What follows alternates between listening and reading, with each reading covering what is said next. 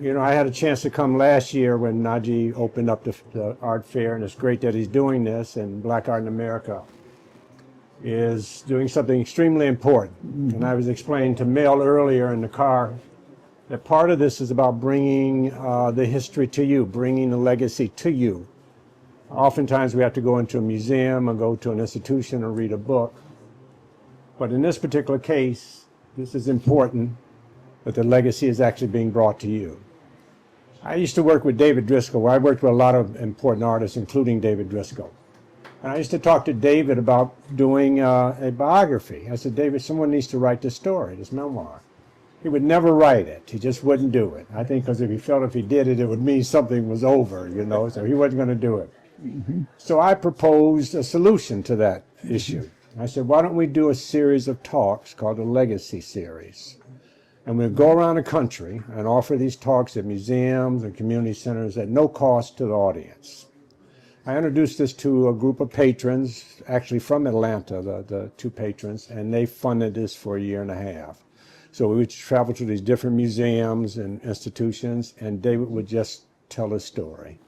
Because that story wasn't always written. Although the history books, there were books about his work, and that documented his chronology, his career, education, but didn't really tell the story, because the question for me was why David, why you in such an important role?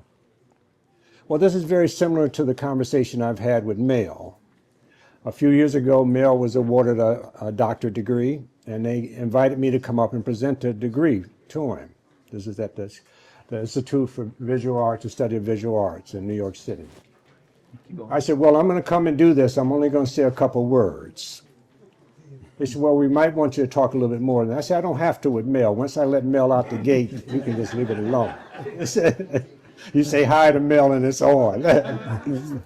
So we began to work together around 2006. We began a project at the studio. He came to my studio one day. He had heard about it, and he came in, and he actually also brought William T. Williams with him. And he said, I heard this was the best place in the world for an artist to work, because we provided everything. And also, it was an important relationship because most noted African-American artists, although they had national reputations, sometimes international reputations, were not being invited to these workshops, these major workshops. So I had studied with Bob Blackburn in New York City, so I was very comfortable with this idea of artists coming in and providing them with an opportunity to make work, which is what Bob provided to me at New York City.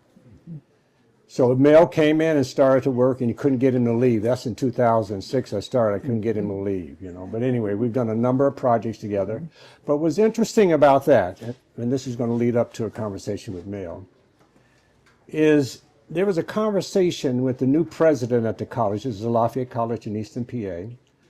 He said that Curlee, I was the chair of the art department at that moment. He said, we have this money that we'd like to bring in a major scholar to enhance any department on campus.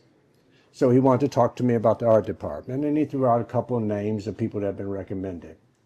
Not anyone that I knew who they were, but not anyone that I was particularly interested in. I said, well, I'll go back to the department and share this with them, because I don't want to make a decision on my own and have a problem with the department. So he suggested one particular person. I went to the department, and they said, no, we're not interested in that particular artist. He's a photographer.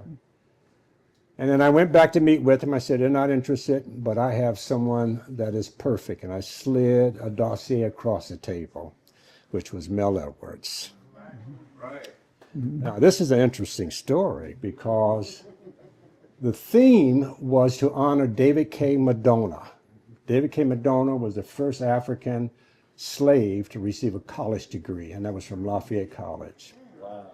Now, who he called his father, which was actually his master, and I read the letters that have been written on his behalf. His master, who he, as I mentioned, called him his father, wanted him to become a minister and go to Iberia and do ministry work. But he wanted to be a doctor. Mm-hmm. So there's real struggle because his master would not pay for those classes and courses. He wanted him to be a minister. He convinced him after many semesters of pleading to let him take a pre-med course, which he took and did extremely well. He became the first African-American eyes, ears, nose, and throat doctor in the U.S. Now this gets tragic in the end, because later on, he was used as a symbol of the good intentions of this particular university. Every now and then you'll see something about him. And they were honoring him. So there was a graduate who decided to make a short film about him from the Lafayette College, and they couldn't find his burial site. He's buried in Woodlawn Cemetery. This is in New York, but they couldn't find a grave site. And they would look and look, and they just could not discover. And then one day, the groundskeeper said, there's a statue behind this building, and we just don't know who it belongs to. It was his grave site, and they uncovered his grave site. They eventually made a PBS movie about this. But Mel Edwards created the first contemporary sculpture on that campus in honor of David K. McDonough. The title of the work was Transcendence.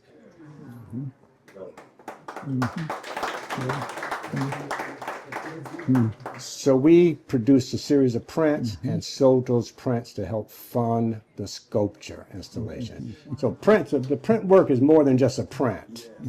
It's much more than that. But the reason Mel was so perfect, because Mel has studied his own history and his own background from slavery, so he was very sensitive to these issues.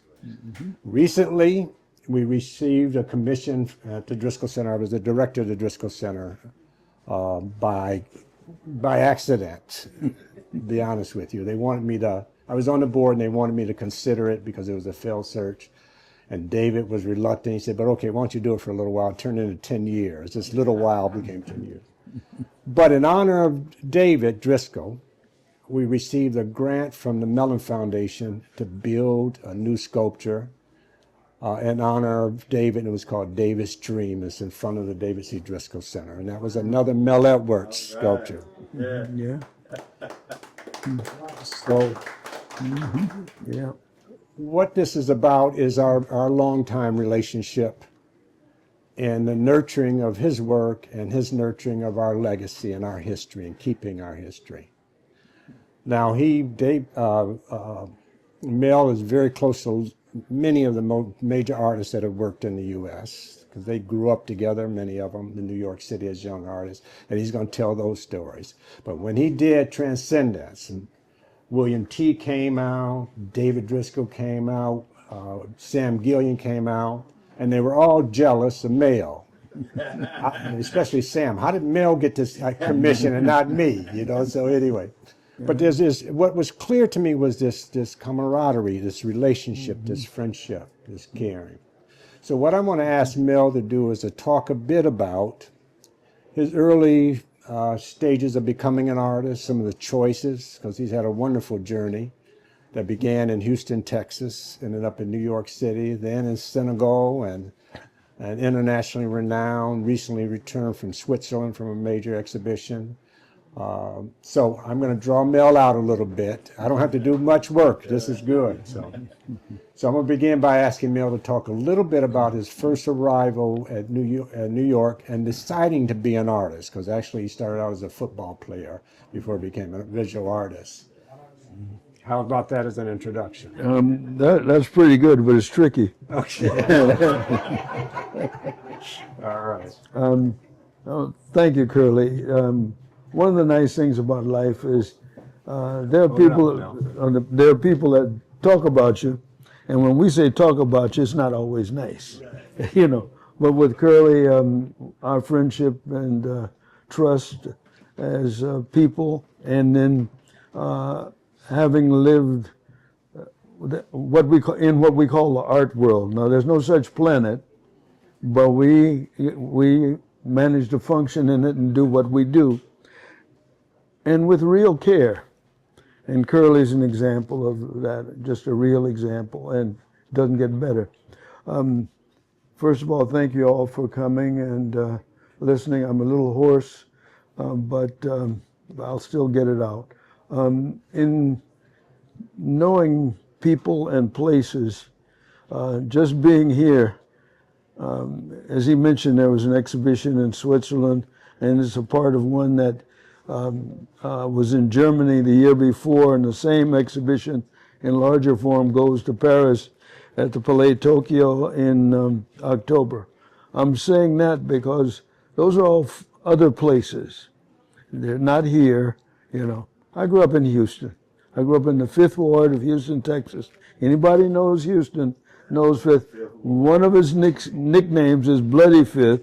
You know, it's not easy, but it was actually a profound place. It was a community and that still exists to some extent. The city's gotten much larger, and I'm sort of trying to, I don't know if I say explain myself, but it was a typical African American community in the South. These other two exhibitions I've talked about, they're in other countries.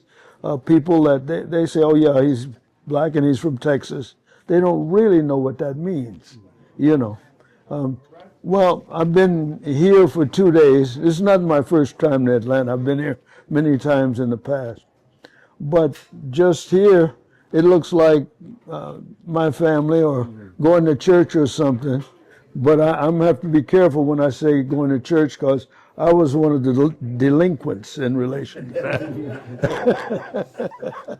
You know, you could say the personal religious belief was and is there, but it's personal. But when I see the people, you know, and ultimately art, we're talking about art as if it's something that you really create. No, it's something that comes out of human beings, you know. So it's a capacity that's in everybody, you know, in various forms. It's like our voices. They're all different. It's like our appearances. We all are different, distinct enough. Well, a place like this in Atlanta, for me, who I live in New York and spend much of my time in Baltimore because I've been married 3 times. That sounds like I was a playboy. No, it wasn't that way. And I want to explain it because in your life there are people contribute. My first wife was a co-student at Southern Cal. I have 3 daughters by that marriage, but the marriage itself didn't last. And then I married a writer who you may well know. It was a poet whose name was Jane Cortez. And we were together for 30 years or so until she passed in 2012. There's a new book just published, about 600 pages, hasn't hit the street yet, but of her work. And part of our relationship was because she needed drawings for that first book, and a mutual friend suggested me, and things went that way, you know. I've married since, and my wife is a art historian. You know, we have the common knowledge of art and life and stuff. I'm saying those things because visual art is not just what you see, but what you visualize psychologically and every other kind of way. What you believe in, what you don't believe in, what you like, what you don't like, and at the same time, it requires concentration and skill. There have been the arguments in the arts world about whether work should be figurative or abstract or any other kind of way. Well, all of it's made by human beings. Languages are all created by human beings. If you hear another language and you don't know what it is, you could say it's abstract. Presuming my own ignorance of another language, you know, is meaningful. When I start to learn that language, it starts to fit in with everything else. And anything one human being creates, sooner or later, other people will start to understand or at least get something from it. As Curlee says, whatever he started out and asked me, I forgot. So. Well, I introduced him to his wife. We were in Cuba. All of us in Cuba.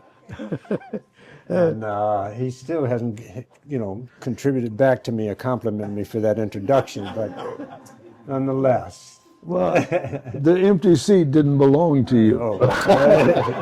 Okay. All right.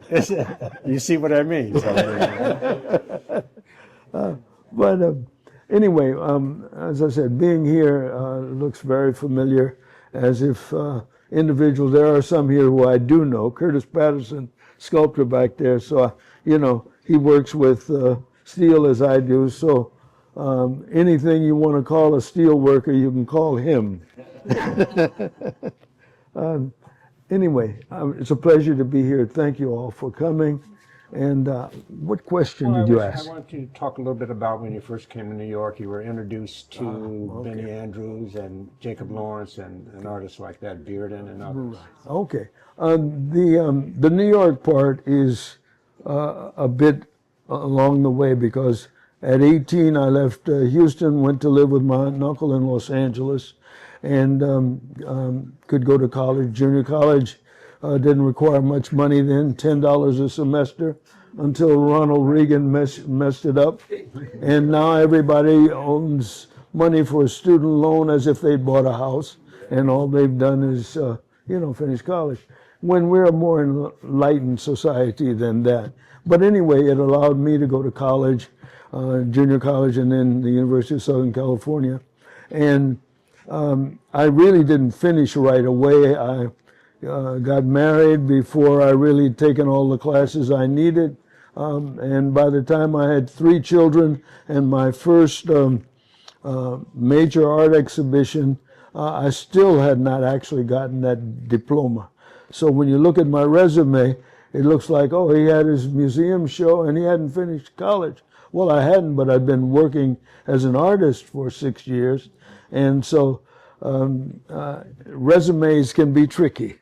In other words, the numbers and the dates are different. So when I got my college degree, I actually took my father to the administrative office at the University of Southern California and told him I'd be back in a minute.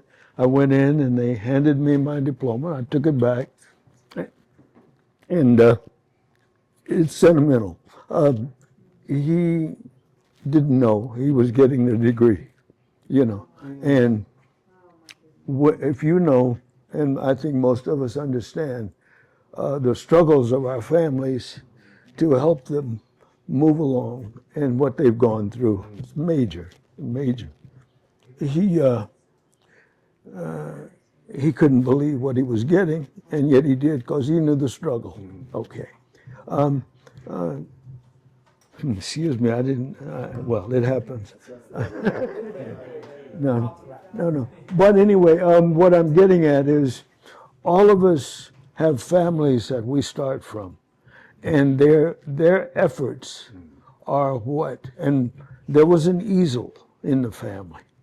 There was an easel that my father, who liked art, often was used as a model, and so he'd bring drawings home people had done of him and stuff. And then one day he brought an easel home. A friend and he at work had constructed it, and he wanted to paint. And he tried to paint this beautiful painting of him and my mother. It's the ugliest painting you ever saw. Well, he had no skills, that's all. He really didn't know he had the... Good intention. So, yeah. So I inherited the easel. And he had paper he brought home from work that was free, and I drew a lot and, sit on the garage and draw the sunset and all. And I was taking art in high school, and Mrs. Ethel Ladner, who was my teacher, was a very good, teacher. And Phyllis Wheatley High School was one of the 3 black high schools in Houston. And it had a long history. My father had gone to the high school. My mother had gone to it, My first day in the art class, the 2 teachers were talking, the art teacher and another teacher, and I saw them pointing at me and stuff. And I vaguely heard her say, "You know whose son that is," or something. Anyway, the lady came over to me. It was Mrs. Overton, the music teacher, and she said, "Boy, can you sing like your father?" And I said, "No, ma'am." And anybody who heard me sing, it was no, ma'am, for real. But what I'm getting at is there are skills that come to you, and there are desires. I've always liked music and love it and appreciate it with anybody, but that turned out not to be my gift. But the gift to me of the easel that my father couldn't make it with in visual art, it's a roundabout way. It's not a guaranteed route. At the same time, just the people in this room shows that the interest in visual art is serious. It's you know, I mean, if there are 50 people in the room, there are 5,000 out there that, you know, we just don't have the room that size. But the interest in art is usually everywhere, you know, different ideas of what it should be. But human beings invent many languages, so, you know, verbal languages. They invent many musical languages. My late wife, the poet Jane Cortez, was asked, you know, well, where does the word jazz come from? There's no, and somebody said New Orleans and stuff. She said, but yeah, but there's no language there that really produces that word. She says, well, it's an African word. And he said, well, we can't find an African word language with that word in it. She says, no, it's a word invented by African people in North America. You know, in other words, people in all languages keep inventing. So with the visual art, you could say my work doesn't look like African art or any other artist here, but if you're an African person, you're inventing art in your way here, you know. So it doesn't need to be labeled anyway, but if we're going to use the labels to help us understand, that's fine and positive. When we pulled up earlier, we were talking about being motivated as young artists. What got us started. And I told Mel of the story of my going to visit a artist at his home. He would have a gathering of artists, the NCAA group, and this was in Cleveland, Ohio. And on a shelf, he had a book, Modern Negro Art by James Porter. Mm-hmm. It was the first time I had ever seen the work of African-American artists. Mm-hmm. And so I borrowed that book, and I started reading it, and there was a painting in the book by not Archibald Motley, but The Janitor Who Paints by Palmer Hayden, 1936. Mm-hmm. It changed my life because at that time, I worked part-time as a janitor at NASA at night. Mm-hmm. And this painting has, the janitor has a little artist tam on, mm-hmm. has his wife with a little baby, and you can see the pipes from the basement of this tenement that he was in. Mm-hmm. And I'm saying to myself, if he could do it, I can do it. Mm-hmm. And so we were talking about the meaning of this kind of experience, that you never know who you're talking to and how that can be nurturing and encouraging. Mm-hmm. And that happened for me with Bob Blackburn when I went to New York City. I'm going to tell you a short story about Bob Blackburn and then bring Mel into that because Mel was close to Bob as well. Mm-hmm. I had met Elizabeth Catlett, who Mel knew as well, at an exhibition in Cleveland, Ohio with her husband. And the way I met him is her husband, Pancho, was a little inebriated, and he was outside. And so I was helping him get up and get into the gallery because he was pretty wasted. And, you know, Elizabeth was very thankful for the help, and she met my wife at that time, and they began to write each other. And so I said, well, I'm going to write a letter to Elizabeth Catlett and ask, can I come to Cuernavaca, Mexico, and be her assistant? Because no more than what was important to me was to find a way to get in that chain, to become a part of that great history, which is what we're also here to talk about, is the legacy of African-American artists, and especially in printmaking, over 100 years of practice. So I never heard anything back from Elizabeth Catlett, and one day I'm upstairs ironing a shirt. I'm a well-trained husband, so I was ironing a shirt. And the phone rings, and it's Bob Blackburn from New York City. I'd only read about Bob Blackburn. He was the printmaker. He was the only certified African-American master printmaker. Doc Thresh was a master printmaker too, but Bob was certified. Bob had printed major artists, Rauschenberg, Jasper Johns, all these artists, as well as Bearden and others. And he said, Curlee, you're going to Cuernavaca, right? You're going to see Elizabeth Catlett. I said, I don't know what you're talking about. I wrote to her, but she never wrote back. He said, well, what did you write? I said, I wrote her a letter and said, I'll come and mop her floors, rub her back, anything necessary. I want to get in the chain. I want to be a part of it. And he said, well, okay, call her right now. I said, call Elizabeth Catlin. He said, yeah, call her right now. So I picked up the phone and called Elizabeth Catlin. She said, well, Bob has it all backwards. He has it all wrong. He says, you're supposed to be going to New York City to do a fellowship with Bob, because she had just had an injury and she couldn't really accommodate an assistant. So in New York City, I was to go to New York City, of course, where Rob Bearden had worked. Mel had worked with Bob. I had later worked with Faith Ringel, who had worked with Bob. So this idea of being in this history and a part of this history and that legacy was extremely important. So with that in mind, Mel, I want you to talk a little bit about how that legacy became important for you as well. Okay. New York, for many people, many places, is always a symbol. You know, it was either Hollywood or New York, that kind of thing. And wherever you're from, you think you want to go. And I wanted to go to New York eventually. I looked at college catalogs and stuff, and there was no way I had the money to go, so it never happened in those years. When I became very active as an artist and things started to happen, I had gotten a grant, and I decided that I'd take my family and try and make it in New York. I knew that the hardest thing about New York would be having a family. And in the year or so before, I went to New York and I met with different people. One of them was Jacob Lawrence. And Jacob looked at my slides of my work and stuff. He said, oh, this is, you know, interesting. Maybe my dealer will be interested in your work and stuff.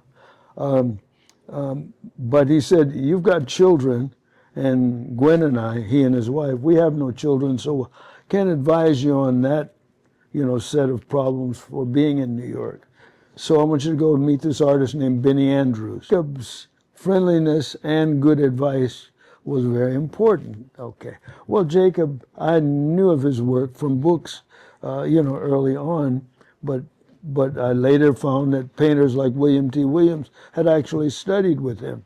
Most people wouldn't associate them because the stylistic differences, and the presumption is that the student works in ways that are similar to the teacher. And often that's not the case, you know. And in fact, what you hope to develop is something unique of your own that can be your contribution to things. But anyway, what I'm getting at is that arriving in New York, a complicated world, art world, if you will, and people of all kinds and interested in doing all kinds of things, and it's a different, very concentrated struggle. But I found through the years, I guess I found my way. You know, people were helpful, some people were not, you know, and all of those things. Then I met Romare Bearden. Well, there is a little story,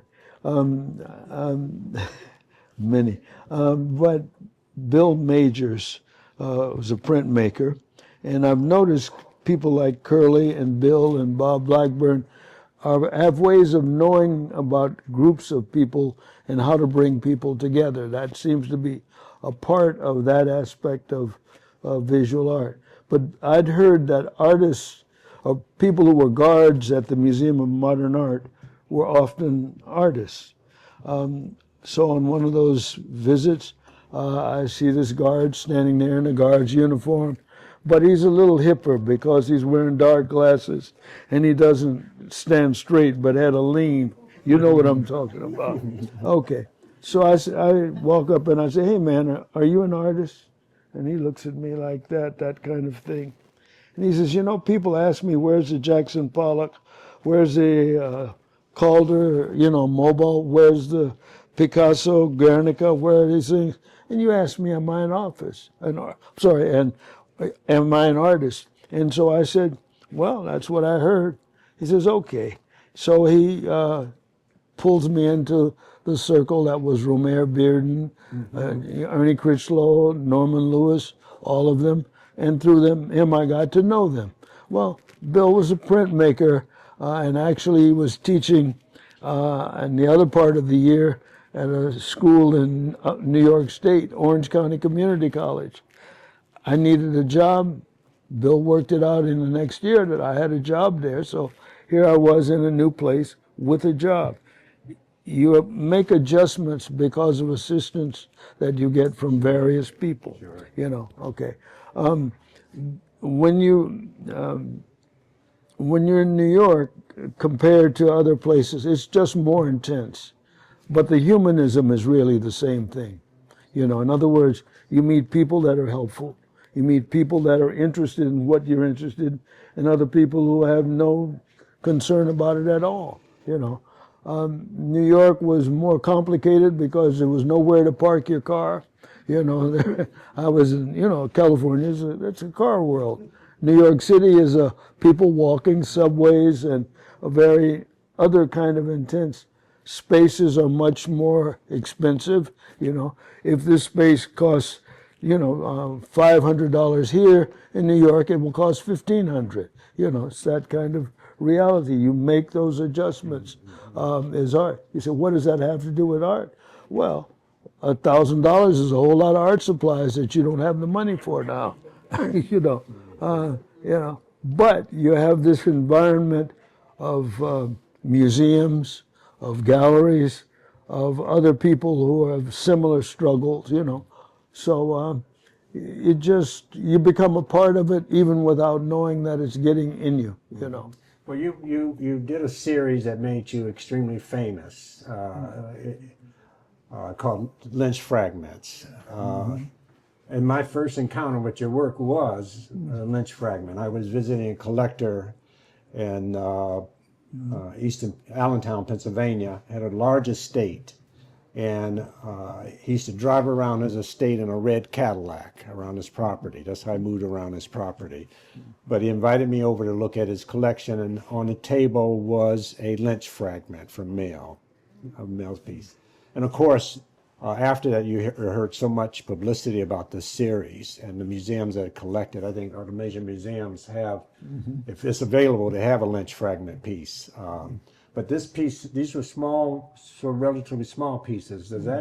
Was that impacted by the space in New York City also? When you talk about space. No, they as a group and an idea and a concept developed in Los Angeles, but it was a condensed space because my first studio was about this length. It was a one-car garage, and you could barely get out of the car in the garage. So. And naturally, of course, I wouldn't keep the car in there. And I had an old butcher block from the meat department of a store as a table. Well, that's, if you're welding, a wooden table is not, you know, but it's a good work table, and so you put some steel on top. But the Lynch fragments were a part of them, quite frankly. I had no serious industrial training as a welder. I'm not somebody who knew welding with super skills or that kind of thing. No. I was an artist who I did know something about sculpture, and I saw another graduate student welding, and I thought it might be interesting, and I asked him, you know, to teach me, and he laid out 6 pieces of steel, and this was gas welding, and showed me how to join them, and once I got the hang of that. He said, okay, you got the basics. Leave me alone. I'm working on my own stuff, you know. And so from then, I was self-taught. But what that meant was, you know, you work with small pieces. It's easier, it's in front of you, and you learn all the basics. It can be thicker, thinner. You learn all the principles of welding. And so it's basically self-taught. But the first group of things, I wouldn't say I even had a name or anything. The naming came later. You know, it's like having a baby. Somebody has a lot of fun, and then somebody says, we're pregnant. And somebody says, well, what's the name going to name the baby? So the sculpture literally is that a creative process. You know, it's a straight out human learning process. The title Lynch Fragments, the reason I sort of developed that notion was in thinking about our relationship to human society. We're not the only people who've been oppressed, but in the sense of American life, if you say lynching, normally you're not thinking of other people. It happens to other people. You're usually thinking about the relationship between white Americans and black Americans. And we're the victims normally, or the most oppressed, if you will. So I said, well, this is the most dynamic thing that I can oppose, if you will. And so the titles of the works, the first one, Some Bright Morning, I had literally read a story about a family in Florida who were part of a small black community, and they were threatened because they were fairly aggressive, and the white people around them said, if you don't cool it, some bright morning we're going to come and take care of y'all. Well, that bright morning came, but the community was ready. They didn't lose, you know. So that's the real original notion of the title. Now, the works don't illustrate lynchings or hangings or that. They're really, I hope, dynamic, abstract compositions. But they stand as things, and that's Well, important.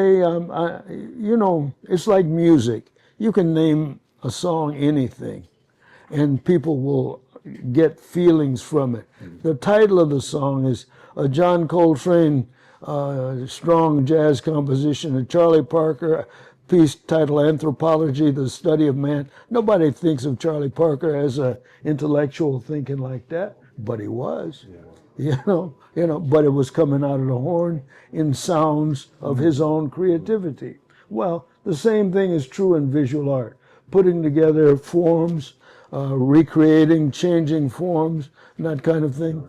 It's the same thing in visual terms, in its own dynamics. I'm going to shift forms a little bit. For you. Okay. So you're talking about sculpture and welding and three-dimensional objects. Let's talk about works on paper a little bit, because Mel does a large series of works on paper that includes printmaking. So as I mentioned, he started doing prints with me around 2006, and the prints are they're sculptural. They show a three-dimensional sort of image, but they're also very experimental in the process. Can you talk about printmaking a little bit, because we are in a printmaking I understand. environment right here. Well, is Najee in the room? Where is he? Okay, yeah, I know he's around. But the reason I asked for him is he pulled out a print of Piece is mine. behind you on the right. Okay. Yeah, it's on the right that you did with Bob. Oh yeah, I'm sorry it's here, so we don't need him. But he found this print that I had made with Bob Blackburn for Betty Blayton Taylor's Children's Art Carnival. Betty Blayton was an artist in New York who had a children's art carnival, or a program for youngsters in relation to visual art. And the organization needed money, and so the idea was that we could make prints, she could sell them, and it would help her organization. And I think I made about 5 prints, and they went, and until Najee showed me this one, I hadn't seen it in years, and I hope you can locate the other 4 or 5. You know, I'll buy them from you. We start with that one if you want. How could I not expect that, Rick? But you see the connection. It's all connected. Yeah, yes. well, we all go together. That's fine. But in knowing the artist, in knowing that something that you do is something that the world does want. It may talk about it all kinds of ways, but the world evidently does need people to be creative, you know. And visually creative is one more part of the real thing, you know. Which part did I miss of your question? That's fine. I'm going to open up for a few questions from the audience. We've been going pretty good. Any questions from the audience? Yes.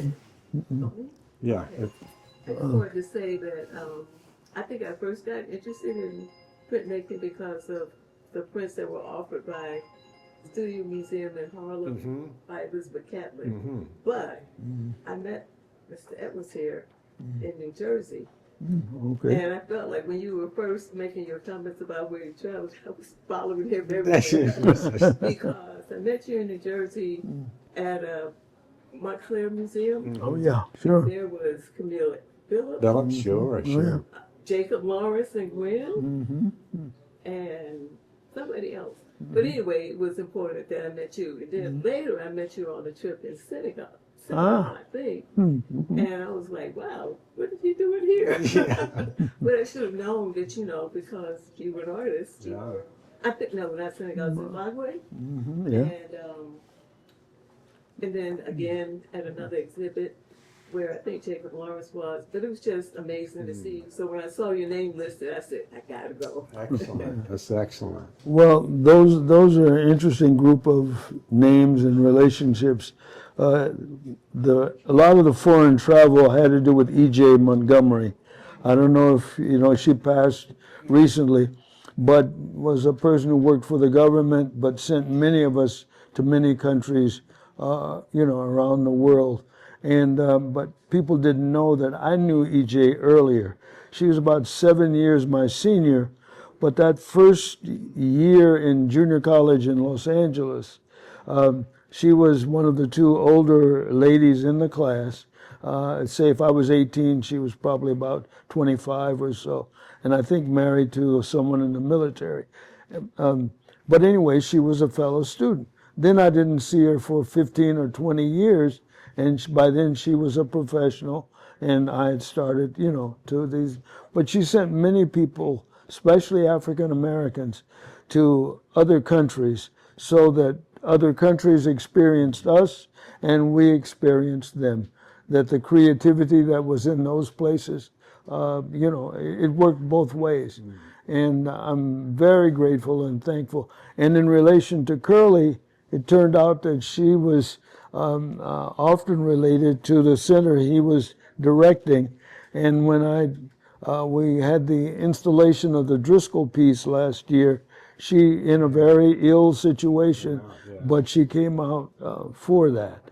And I'm mentioning her that way because a lot of what you do happens not because of your own efforts. Your own efforts are going to be there, but other people that you're not aware of are making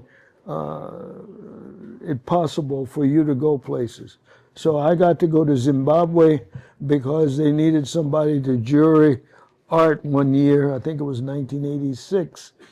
EJ set it up, and I went, and I spent 2 weeks. We got along so well, they wanted me to come back and spend a year. I didn't have the time to do that because I was teaching at Rutgers.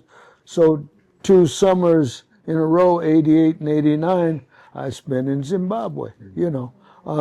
Another trip was another year for Kenya and Zambia, you know.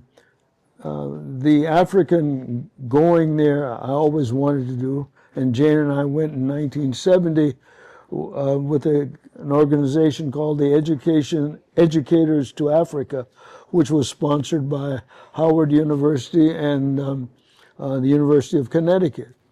I was teaching at the time at the University of Connecticut, and I had asked them for some grant money to go to Africa in the summer, and they had turned me down. And then I found out about this particular organization trip, which actually involved the University of Connecticut, but the grant department didn't know anything about it. I went back and said, hey, you know. Anyway, so they gave me the money, so I got to spend 6 weeks in West Africa in 4 countries, Ghana, Nigeria, Togo, and what was then called Dahomey, now called Benin. But the real Benin is in Nigeria. You have to always remember that. That kingdom is still there. There was no Nigeria. There are all these kingdoms that the colonial reality pulled together. And to extend that, when I did go to Benin City in Nigeria, the place of the Edo people, I was taken there by a young man named Omoruyi Nomayo, whose family were traditional bronze casters in Benin. So when you hear these things about the bronzes to be returned or not, no, they should go home. There's no doubt whatsoever. They were taken in 1897 from Benin on purpose. And the British knew exactly what they were doing when they took them. You know, the connection for me is that when I went to Benin in 1971, just as I'd spent a week and was leaving, and some people had arranged, unbeknownst to me, for me to meet with the Oba of Benin. Okay. So I had to postpone my leaving and spend a day. Of course I would. And he said to me after a nice long talk, he said, look, when you leave, don't forget us. Come, don't forget us when you go away. Don't just have been here. Well, one of the things about David Driscoll is there's a photograph of him and the Oba of Benin, Oba Akinzua. Mm-hmm. Okay. That was who interviewed me or talked to me 2 years later, I think it was. Anyway, I didn't get back to Benin for about 8 years. Oba Akinzua had passed, and Oba Herediawa was the next Oba. But I had one of the Lynch fragments I made, and I gave it to him to say, this is so you'll remember us, and stuff. Okay. His son, who is now the present Oba of Benin, Oba Ewari II, happened to be in the 1980s a graduate student at Rutgers University where I was teaching. And some people from Benin put me in touch with him, the fact that he was there. And, we became friends. I took him to hear a little music every now and then, things like that. But in 2015, he then became the next Oba of Benin. So he's the present Oba of Benin. He's very aware of us in this country and that kind of thing. So do not ever think, if I can give advice, and since I got the microphone, I am, never doubt the connection. No matter the history, never doubt the history. It's there, it may come in all kinds of forms, but it's still there and will be there tomorrow and the morrows to come. This goes back again to E.J. Montgomery sent me on a trip a few years ago. But Sam Gilliam was sent to other countries, any number of artists you name, she was a part of that. I just think, the world is large. We are who we are. We can be whatever we will become. We'll do whatever we can. The main thing is to just keep on trying, We had another question in the back. A couple questions. Let me get this one and then Arturo. Yeah. So, it's really hard to spend some time with you and not talk about a lot of things. We could talk about Yates Wheatley, Mexican football games, or the last show you and Williams and Sam Gilliam did at Pace Gallery. We could talk about Baltimore, but if you would, for this occasion, talk a little bit more about the relationship with Bob Blackburn and how you really developed more into printmaking, especially given all the mediums that you work in. Okay. With Bob, as I said, the first conscious working with really this print that's here is a part of that body of works. But Bob as a person, often I'd go and spend time at the workshop and do any number of experimental things. When he mentioned Elizabeth Catlett and her husband Pancho. Well, this relationship with people who make prints, it's been a natural thing that happens from time to time. It's not always involved. And Elizabeth used to tease me and her husband Pancho. She said, look, Pancho hardly speaks English, Mel hardly speaks Spanish, and they're over there laughing and talking and having the best time in the world. Well, we're all artists. We were all creative people. Elizabeth's a major exhibition, which is in the New York or Washington area now, and I saw it 2 years ago. And one of the people in the group of 5 people that I went with was a filmmaker from Cuba and stuff. And the relationship of Mexico, Cuba, and the rest of the world, the whole world's our world. It really is, you know. But, you know, we just have to recognize it, you know, as it is. It's hard to focus on one aspect, as you can imagine. Bob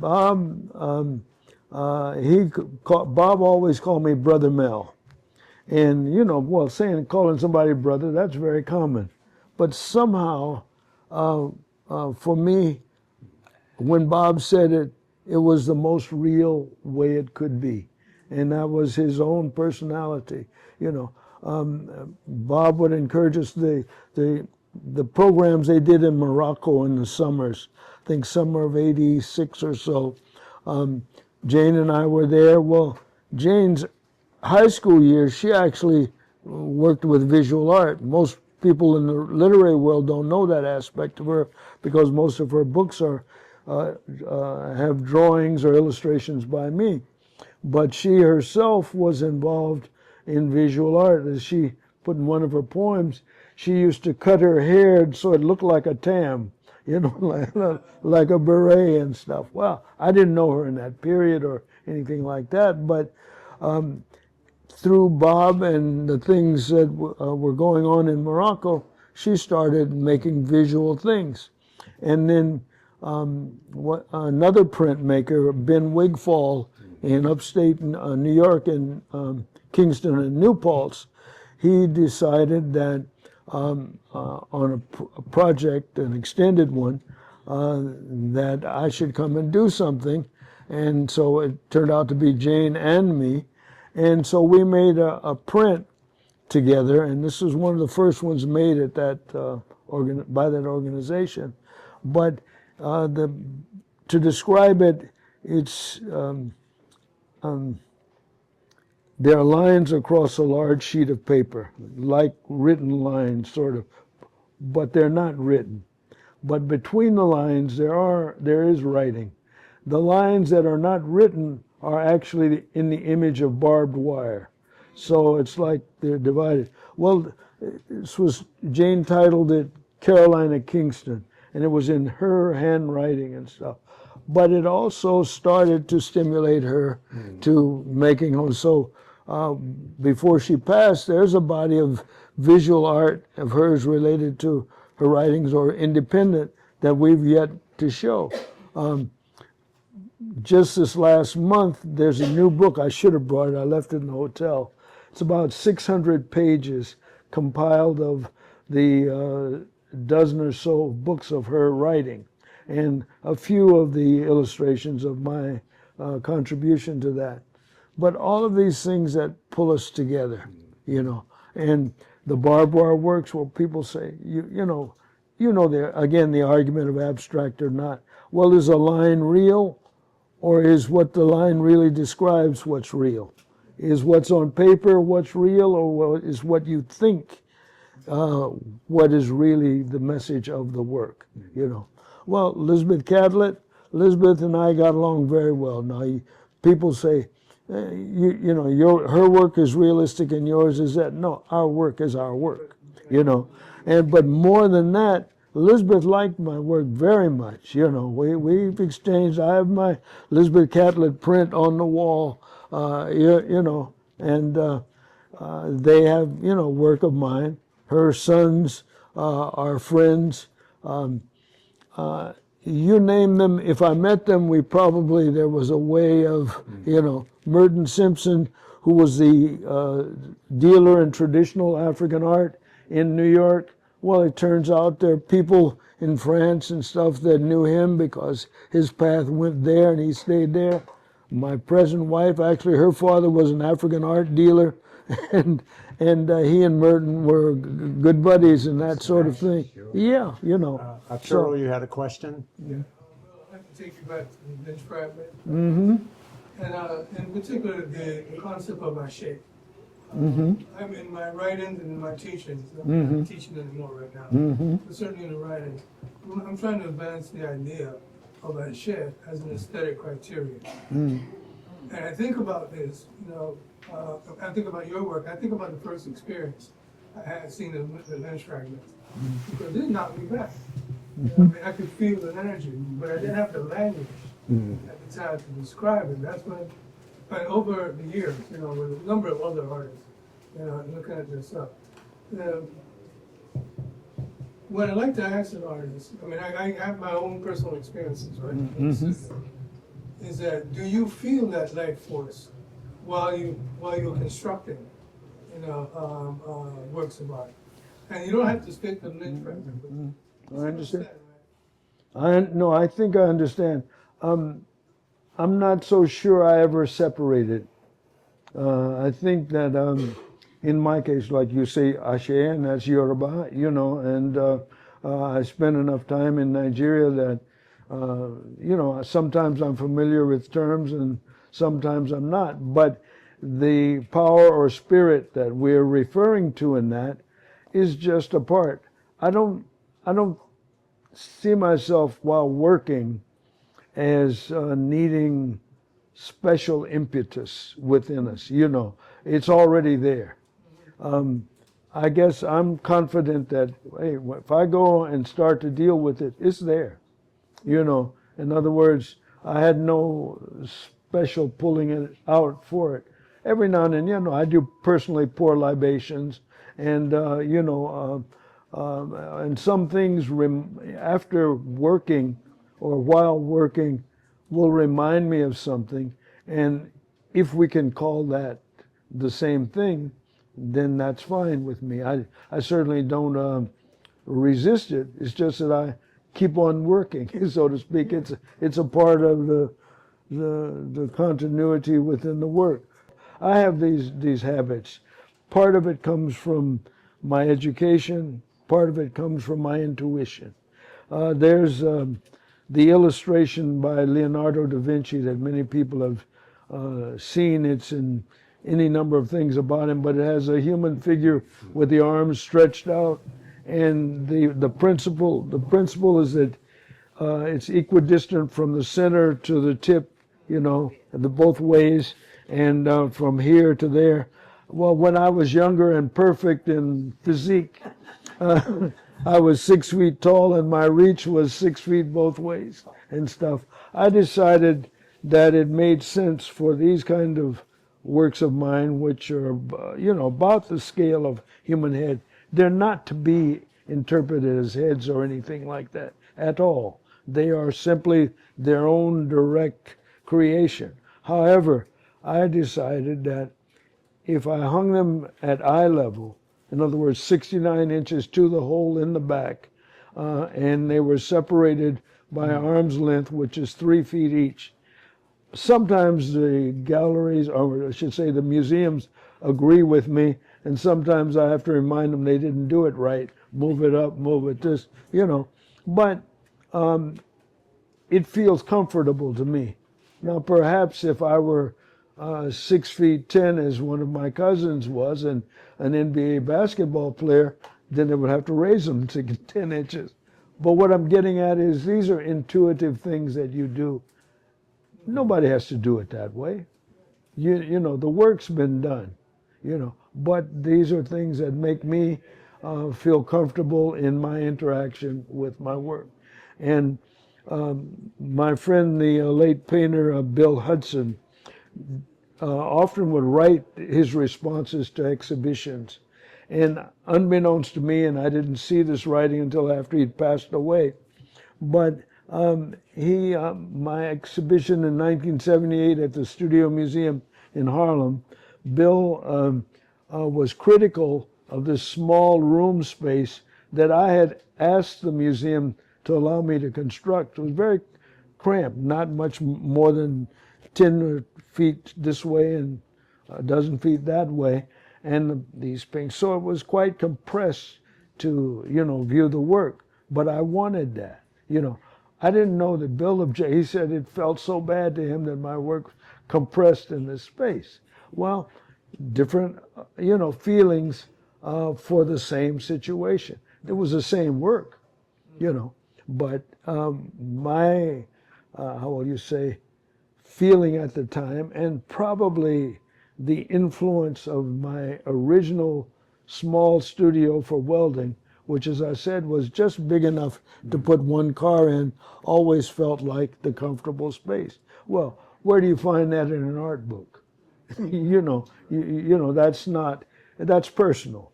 And everybody who's an artist has their own personal dynamics, yeah. One more question. Yeah. 2, 3 more. Okay. Yeah, go on, you. Go on. Oh, me? Yeah, come, Oh, I was please. the last to raise my hand. But that's all right. What my better half didn't mention was that we're Houstonians. We are from Houston. Mm-hmm. We grew up in the Tray in Third Ward, Texas. So did my cousins. Oh, good. Yeah. We'll have to talk about that later. Any Thanksgiving. Yeah. But I'm curious about the decision to move from Houston in Fifth Ward to LA. How much did that expand your reach and expand your vision? Well, I was 18 years old, so, and Los Angeles is a much different world. Houston, in 1955 is very much the segregated world, and even the integrated world to this point still has the separations within it. But as one of my Nigerian friends said to me, he says, Houston is great, man. He says, there are more people in my village from my village than there are left in the village in Nigeria. They're in Houston, So, we make places viable and comfortable by our doing. My parents, my father's family comes from the piney woods of East Texas. My mother's family comes from, in part, Minden, Louisiana, just east of Shreveport. And my grandfather on that side comes from Opelika, Alabama, right down the road from, these are migration routes that our families have everywhere. The 5 years I lived in Dayton, Ohio, from age 7 to 12, people were coming from West Virginia, Kentucky, Tennessee, and migrating there, And the two great stars of that era were Joe Louis from Alabama originally, Jesse Owens, world's fastest human being, Alabama, but they migrated to do what they did. So we're always a mix of where we were and where we are and where we're going, Yeah. Question, yeah. My name is Melvin Edwards. I'm also a printmaker, and I have 2 questions. So I want to know, was there a particular age where you felt like you became a successful artist, and is there anything in your career that you wish you would have done differently?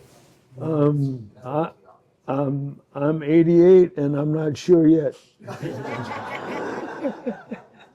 In other words, whatever I'm trying to do, I'm still trying, and I see it that way. I realize that the pressure is often on people, especially younger people, that you get into something that you can use the word success. I just, the old proverb or parable or moral, just keep on keeping on, And there's a reason for that concept, is you just try to do what you try to do. If you don't try, it won't happen. If you do try, it's possible, And I would think that there's that. He's indicating a real situation. If a baseball player is successful, people expect him to drive an expensive car, have all of those ostentatious realities are possible because you have the money. I think made me comfortable to the extent that I am with my life is that this is what I've been trying to do, and I'm still doing it, And I hope 88 turns into 99 and then 109, and if I can, I will still be doing it, because it's, you know, it was my intuition to try and do it, and that's what I do. That it provided a living for my family. Truthfully, I didn't make any money out of art. The truth is, art didn't make my living. I was a teacher for 40 years. That's what paid the rent and fed the family and took care of things. But at the same time, I was doing the things that made my art, you know.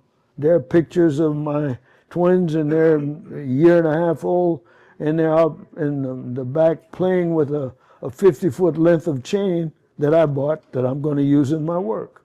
You know, in other words, you know, you and your family, you and your own feelings of yourself are what, if you have to use the word successful.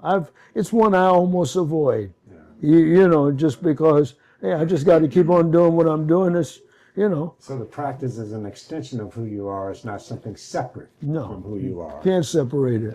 Yeah. At the rifle, well, first, congratulations on a wonderful career with many accomplishments.